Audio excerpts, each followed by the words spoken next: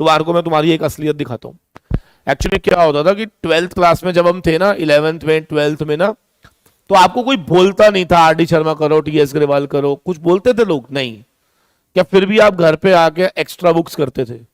हम इतना लेवल गिरा चुके हैं अपना, इतना लेवल गिरा चुके हैं, हमारा लेवल देखो कितना नीचे मिट्टी प्लीत हो चुकी है कि हम अब करियर मेकिंग क्लासेस के अंदर एक्स्ट्रा बुक तो छोड़ ही दो, एक्स्ट्रा बुक का तो नाम ही छोड़ दो। ना हम अपना कभी जिंदगी में मॉड्यूल खोल के देखते हैं, ना हम अपनी जिंदगी में कभी जाके रजिस्टर खोल के देखते हैं कि परसों हमने क्लास में क्या करा था।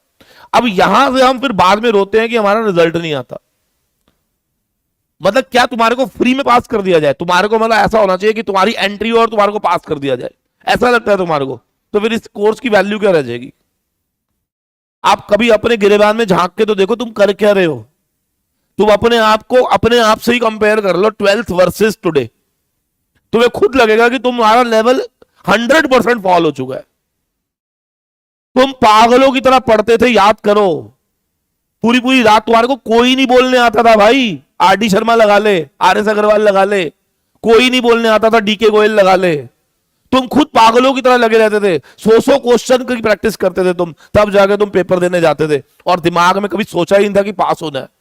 क्या सोचते थे दिमाग में? कभी 12th में जिंदगी में कोई बच्चा आया आज तक जिसने ये सोचा भाई भगवान मेरे को पास करा दे? वहां पे सोच ही 90+ की थी। प्रोफेशनल क्लास में घुसते ही गरीबी आ जाती है। पहले तो हमारे माइंड में गरीबी आती है, भीख मांगना शुरू कर देते हैं हम भगवान से, 40 नंबर दिला दे, 50 नंबर दिला दे। तो पहले तो गरीब यहां से हम हो गए कि हमें अपने आप पे ट्रस्ट खत्म कर दिया। दूसरा, हमने अपनी मेहनत को लाके पटक दिया 100% फॉल से। तो आप समझो मेरी बात को, इन क्लासेस के अंदर do you think classes are sufficient to make you pass? आपको लग रहा है यहां पर, आपको लग रहा है कि आपको मैं क्लासेस से पास करवा सकता हूं? सर मैं, आप यहां पर होना क्या चाहिए था? कंपटीशन होना चाहिए था। मैंने आपको 10 कराए, आपको घर से एक्स्ट्रा 12th क्लास की किसी बुक से 10-15 करके आने चाहिए थे। आप मेरे को बोलते हैं कि सर यार ये कॉन्सेप्ट मेरे से नहीं हुआ, मुझे कराओ। यहां पर आपको यही नहीं पता कि मैं आज क्या कराऊंगा। इससे अगर मैं अभी बोल दूं ना ये खत्म हो गया, तो तुम भी क्या बोलोगे? शुक्र है। आप देखो लेवल, यानी कि तुम पूरी तरह से इस समय टीचर के चंगुल में हो। टीचर तुम्हारे को क्या कर सकता है तुम्हें खुद ही नहीं पता। तुम फेल हो रहे हो, पास हो रहे हो, तुम्हें पता ही नहीं चल रहा कुछ भी। तुम समझो, तुम्हें यही नहीं माना तुम्हारा कोर्स क्या है। आज तुम्हारे को टीचर आधी चीजें छुड़वा दे, तुम्हारे को पता भी नहीं चलेगा, क्योंकि तुम्हें पता ही नहीं, तुम घर पे जाके खोल के भी नहीं देखते होता क्या कोर्स। और जब पेपर में क्वेश्चन आते हैं तो हम भी बड़े आराम से बच सकते हैं आउट ऑफ कोर्स। तुम्हें क्या पता कोर्स क्या था? तुम्हारे लिए तो आउट ऑफ कोर्स वही है बेटा जो हम छुड़ाएंगे। आप समझ पा रहे हो? तो अपने लेवल को इतना मत गिराओ कि तुम्हारे को बाद में ऐसा लगे यार हो क्या रहा है हमारे साथ। Are you getting the point? तो ये प्रोफेशनल पेपर कभी डिफिकल्ट थे ही नहीं, ये तो हमारी सोच ने इसको डिफिकल्ट बना दिया, हमारे मेहनत ने इसको डिफिकल्ट बना दिया। हमारा लेवल ऑफ, आप स्कूल जाते थे, उसके बाद आप कोचिंग क्लासेस जाते थे, फिर रात को आप पढ़ते थे, फिर सुबह 7 बजे फिर स्कूल चले जाते थे, यही था तुम्हारा शेड्यूल। तुम्हें क्या लग रहा है तुम आज उससे ज्यादा मेहनत कर रहे हो? तुम्हें ऐसा लग रहा है क्या? तुम उससे आधी मेहनत भी नहीं कर रहे हो। मेरी बात समझ आ रही है?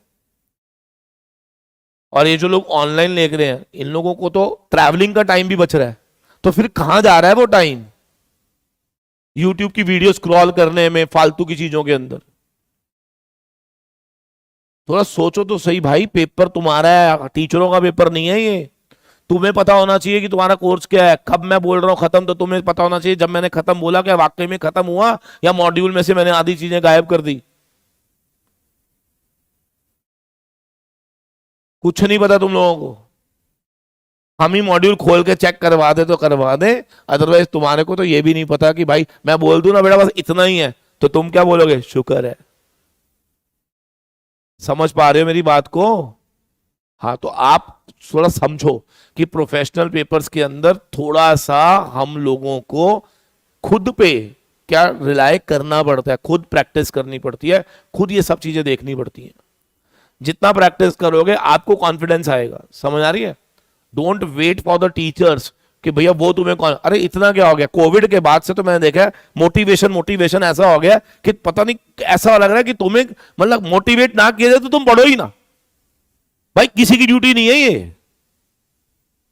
क्यों ड्यूटी है लोगों की यार, तुम्हारे को मोटिवेट किया जाए, इतना क्या तुम्हारे को हो गया भाई?